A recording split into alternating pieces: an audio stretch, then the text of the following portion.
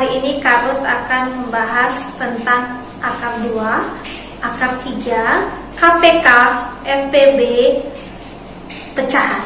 Oke, yang pertama dulu ya, akar 2. Akar 2, pastinya kalian masih ingat Pak belajar materi tentang akar 2. Nah, kalau kalian sudah lupa, nih Kak Ruth bantu nih ingetin caranya bagaimana. Oke, contohnya ya. Contohnya akar dari 169. Kalau pakai kalkulator cepet ya, tapi ada yang lebih cepat lagi kalau kita benar-benar memahami cara mengerjakannya. Oke, bagaimana caranya? Langkah pertama kita ambil dulu akar pertama dan kita cari perkalian yang sama mendekati 1. Berarti langkah pertama perkaliannya yang sama mendekati 1, maka jelas adalah perkalian 1. Lalu yang kedua, langkah kedua, angka yang sama tadi kita jumlahkan. Jadi 1 tambah 1 berapa? Ya, benar, 2. Nah, 2 perkalian dari berapa dan berapa, nanti hasilnya 69. Oke, datangnya dari mana 69? Tadi kan yang pertama kita pakai kan angka 1. Untuk angka 1. Nah, 69 kan belum kita pakai. Nah, itu untuk langkah kedua. Oke. Nah, untuk yang titik ini kita isi dengan angka yang sama. Harus angka yang sama. Kenapa? Karena akar 2 ini adalah hasil perkalian dari bilangan yang sama atau bilangan kuadrat ya. Jadi untuk menentukan ini kita hanya lihat nilai satuannya saja.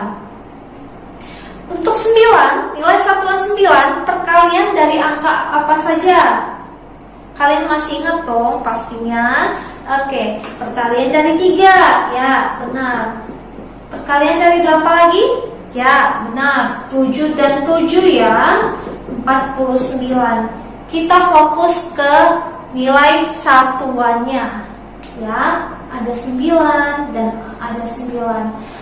Nah, jadi antara 3 dan 7, angka yang mana yang sesuai untuk menempati titik-titik ini dan hasilnya itu 69. Oke. Nah, karena 69 itu nilainya puluhan, maka 7 dan 7 ini tidak kita pilih. Kenapa? Karena dia di sini 49. 49 kita cek dulu ya. 49, maka hasilnya nanti kalau kita kali 2 dan 7 itu kan 14. 14 dijumlah dengan 4 itu 16. Hasilnya sudah ratusan gitu ya. Jadi kita pilih dia dengan 3 kali 3. Jadi 23 kali 3 itu hasilnya 69. Benar ya? Kita cek dulu ya. 23 kali 3. Benar gak ya? 3 kali 3 berapa? Ya, benar 9. 2 kali 3? Ya, benar 6. Tepat ya? Oke. Nah, jadi kita perhatikan dulu nih. Dari langkah pertama, angka yang sama berapa? 1. Tulis di sini 1 dulu. Dari langkah kedua, angka yang sama? Ya, benar 3. Gitu. Jadi kalau kita perhatikan, walaupun di sini angka yang sama ada 2 banyaknya, itu cukup kita tulis hanya 1 kali saja. Tidak bisa double, tidak bisa pengulangannya secara banyak ya. Nah, maka cukup jelas akar dari 169 itu hasilnya 13. Paham? Oke, kita lanjut. Akar 3. Akar 3 berbeda caranya dengan akar 2. Jelas berbeda. Nah, bedanya di mana Kak Ruth? Oke, bedanya adalah dari bentuk akarnya dulu paling beda. Akarnya gini nih, contohnya nih 1728. Kubiknya di sini ya. Tuh contohnya nih, kita kasih contoh. Nah, caranya juga berbeda karena dia di sini akar 3, kita ambil dari 3 angka dari digit paling belakang ya. 1 2 3.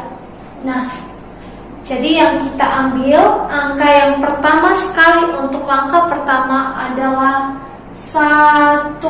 Karena apa tadi? Karena kita lihat dari 3 angka paling belakang dulu. Beda dengan akar 2 tadi. Akar 2 langsung kita ambil dari angka pertamanya atau 2 digit pertama dari angka yang diketahui. Oke? Nah, jadi kalau untuk ini 1, itu tidak semua angkanya kita pakai untuk akar 3.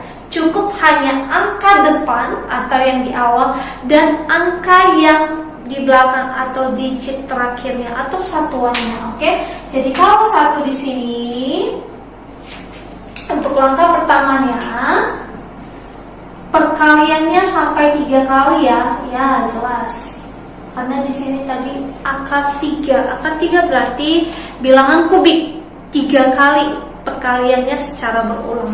Oke, lalu ini sudah pasti diisi oleh angka 1. Paham? Oke, selanjutnya tahap kedua. Tahap kedua kita lihat nilai satuan atau digit terakhir dari angka yang diberikan. Nih, digit terakhirnya 8. Maka 8 nih, perkaliannya berapa kali berapa menghasilkan 8. Ingat, ini adalah bilangan kubik ya. Jadi harus angkanya sama. Nah, kalau untuk 1 kali 1 kali 1 itu sama dengan 1. Oke. Kalau untuk 2 kali 2, berapa 2 kali 2? 2 kali 2 4. Oke. Kalau kita kali lagi dengan 2, berapa? 8. Benar? Oke, 8 ya. Jadi di sini diisi oleh angka 2. Sama seperti cara akar 2 tadi, kita cukup ambil 1 saja dari angka yang sama. Ya, dari tahap pertama perkalian yang sama itu angka 1 ya. Oke, kita tulis di sini. Dari tahap kedua, perkalian angka yang sama itu angka 2. Oke. Jadi sudah jelas akar kubik dari 1728 adalah 12. Paham adik-adik? Cukup paham ya? Oke, lanjut ke KPK dan FPB. Ini KPK dan FPB, Kak Ruth hanya mengingatkan untuk konsepnya sudah kalian pelajari sewaktu kelas 4, 5, dan bahkan kelas 6. Ini secara pengulangannya saja dalam bentuk soal cerita. Nah, jadi kalau untuk KPK, kita tekankan KPK kalau dalam bentuk soal cerita, apabila kita temukan dalam penggunaannya waktu. Ya, waktu itu banyak loh waktu ya. Ada yang hari, ada yang bulan, ada yang jam, ada yang menit, detik, dan sebagainya. Ya. Nah, sedangkan kalau untuk FPB itu berkaitan dengan jumlah. FPB itu berkaitan dengan jumlah benda. Jumlah benda. Dalam arti jumlah benda, ya misalkan berapa buah. Contohnya berapa buah, berapa kilo, berapa ons, berarti kuantitas ya. Kuantitas benda. gitu ya. Satuan panjang, satuan berat, begitu ya. Jadi kita bisa bedakan pemilihannya dalam pengerjaannya apakah KPK dan FPB, begitu. Untuk perbedaan KPK dan FPB, kalau dia di sini B berarti itu besar ya. Jadi yang kita ambil pangkat yang terkecil dari angka yang sama, harus angka yang sama. Tetapi kalau dia KPK, karena dia di sini K kecil, maka kita ambil pangkat yang besarnya dari angka yang sama dan juga angka yang berbeda kita ambil juga, begitu. Oke? Nah, untuk selanjutnya kita lanjut dengan pecahan. Ada yang masih ingat tentang pecahan? Masih ingat ya pecahan ya? Pecahan itu banyak ya. Pecahan itu banyak jenisnya. Ada pecahan biasa. Pecahan biasa seperti ini, misalkan 1/4. Pecahan desimal misalkan 0,25. Pecahan campuran misalkan 2/1/4 ya. Terus persen itu artinya per 100. Jadi di sini diisi oleh angkanya. Misalkan 1/100 itu dapat kita tulis 1%, begitu ya. Oke. Terus pecahan apa lagi ya? Sudah ya pecahannya? Oke. Nah, sekarang kita mau bahas dulu bagaimana cara mengubahnya. Cara mengubah suatu pecahan apabila diketahui satu pecahan saja. Misalnya pecahan biasanya 1/4 itu dapat diubah ke bentuk persen, dapat juga diubah ke bentuk pecahan desimal. Gimana caranya Kak Ruth? Caranya yaitu dengan cara 1/4. Pertama kita mau ubah ke bentuk persen dulu ya. Jadi 1/4. Nih, 4 ini sebagai penyebut ya, sedangkan 1 ini sebagai pembilang. Ingat, tadi persen itu artinya per 100. Jadi 1/4 akan sama nilainya dengan per 100 untuk penyebutnya. Nah, jadi 4 kali berapa supaya nanti hasilnya 100? Artinya 100 bagi 4 berapa? 25 ya. Oke. Jadi 100 bagi 4 25, maka untuk penyebutnya kita kali 25. Begitu juga untuk pembilangnya kita kali dengan 25. Jadi 1 kali 25 berapa? Ya, benar 25.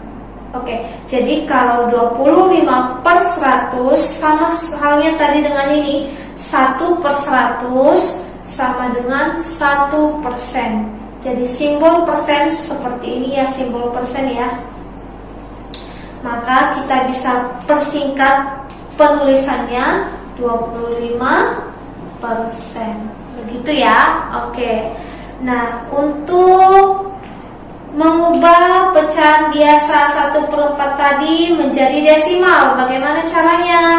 Caranya yaitu dengan cara pembagian biasa. Pembagian biasanya seperti kalau dia 1/4, pembilangnya yaitu 1 itu berada di dalam dan penyebutnya 4 itu berada di luar. Maka kita cari nih perkaliannya. 4 kali berapa sama dengan 1? Ada nggak angkanya? Nggak ada kan? Oke. Yang ada itu adalah mendekati 1. Maka 4 kali 0. 4 kali 0. 4 kali 0. Bilangan apapun kalau dikalikan dengan 0 hasilnya 0. Benar ya? Jadi 4 kali 0, 0. 1. Nah, 1 di sini.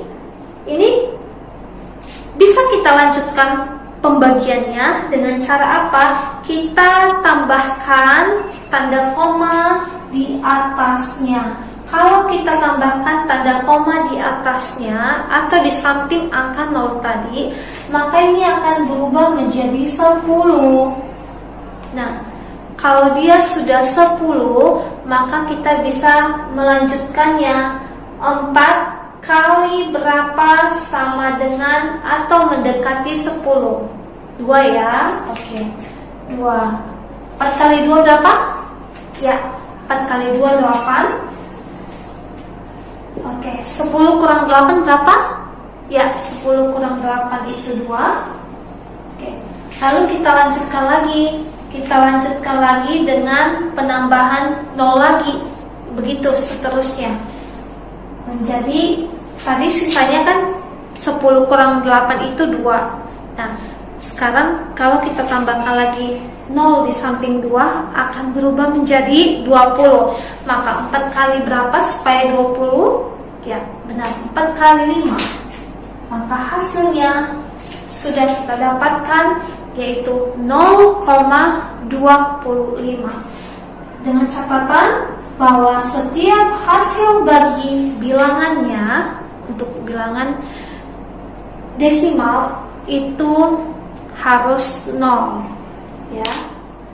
Jadi untuk pecahan desimal dari 1/4 adalah 0,25. Begitu cara mengubah pecahan yang diketahui untuk mengubah ke bentuk pecahan yang lainnya. Oke? Ada yang mau ditanyakan? Oke? Kalau ada pertanyaan, silahkan kasih tahu ke Miss Ruth di room diskusi kita. Oke? Cukup sekian hari ini. Terima kasih untuk adik-adik. Selamat belajar.